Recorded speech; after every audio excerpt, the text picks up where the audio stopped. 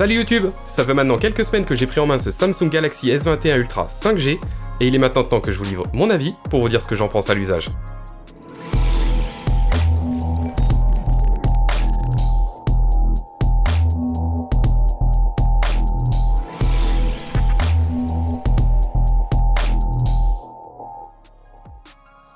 Et la chose qu'on remarque immédiatement lorsqu'on prend en main ce téléphone, c'est bien sûr son design. Sur la face avant, on a le droit à un écran Infinity haut de 6,8 pouces Dynamic AMOLED avec une fréquence de rafraîchissement de 120 Hz.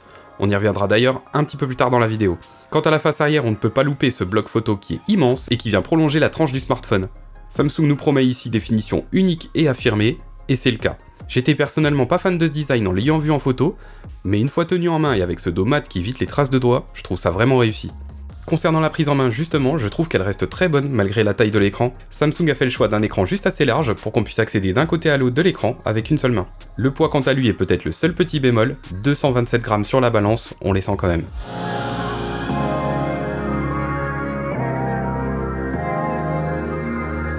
Venons-en à l'écran, et là on se rend compte que Samsung Display a gardé vraiment le meilleur de ce qu'il savait faire pour le mettre dans ce téléphone.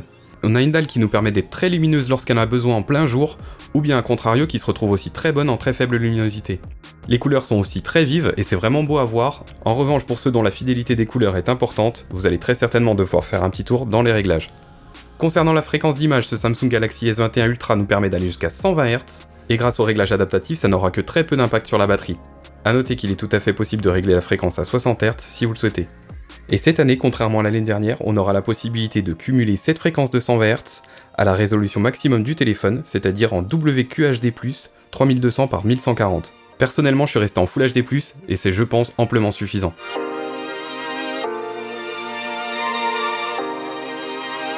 Concernant le restant du matériel, ce Samsung Galaxy S21 Ultra intègre un processeur Exynos 2100, et d'après mes tests, je n'ai rencontré aucun problème, que ce soit pour l'utilisation d'applications gourmandes ou bien de jeux en ultra, je n'ai senti aucune chauffe ou ralentissement particulier.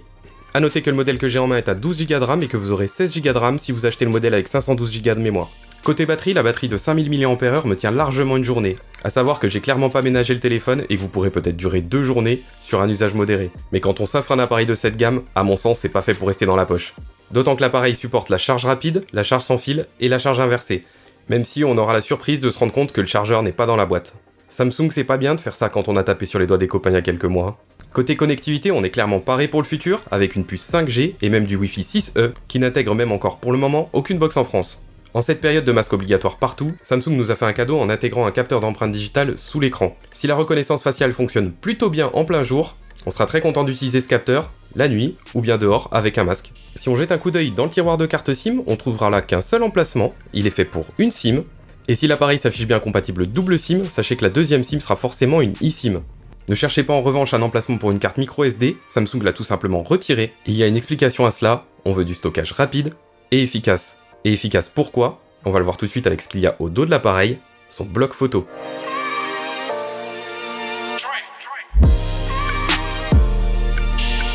Venons-en maintenant à la partie qu'il est impossible de cacher sur ce téléphone, c'est son immense bloc photo.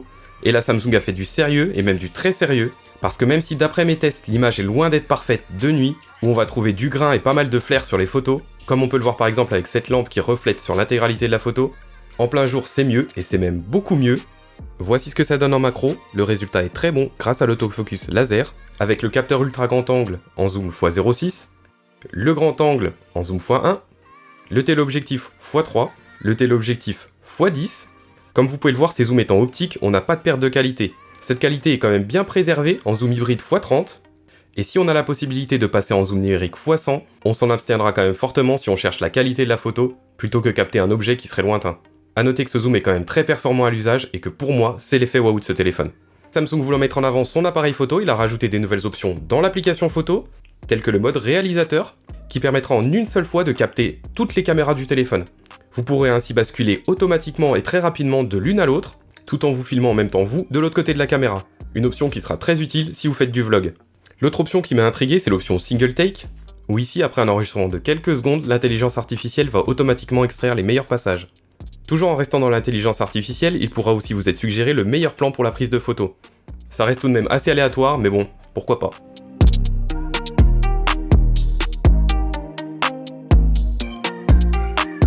Qui dit Samsung dit One UI, et ici on aura le droit à One UI 3.1, qui est une très bonne surcouche d'Android 11, et qui va rajouter des options qui vont être très pratiques, comme notamment le transfert de données entre appareils, qu'ils proviennent d'Android ou même d'iOS, la possibilité de personnaliser l'écran d'appel, pour y ajouter une vidéo, c'est certes gadget mais assez sympa, des aides à la maintenance de l'appareil, où d'un simple tap on va pouvoir optimiser son usage, on aura aussi la possibilité de réveiller ou d'éteindre l'écran d'un double tap. Conjoncture oblige, les appels visio étant de plus en plus à la mode et souvent à la maison, Samsung a décidé de rajouter des possibilités d'effets en fond d'écran lors de nos appels visio, et il est bien sûr toujours possible de copier certaines applications pour les utiliser avec 2 comptes différents.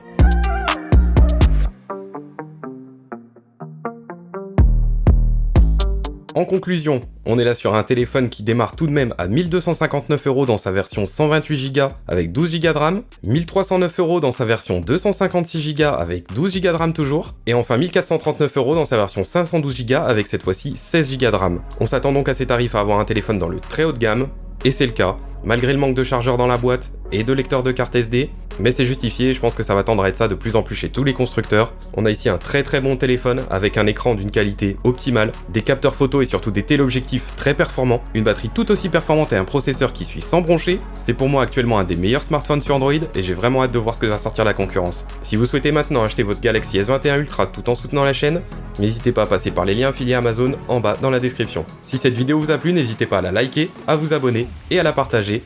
Et en attendant, je vous dis à très bientôt pour une nouvelle vidéo.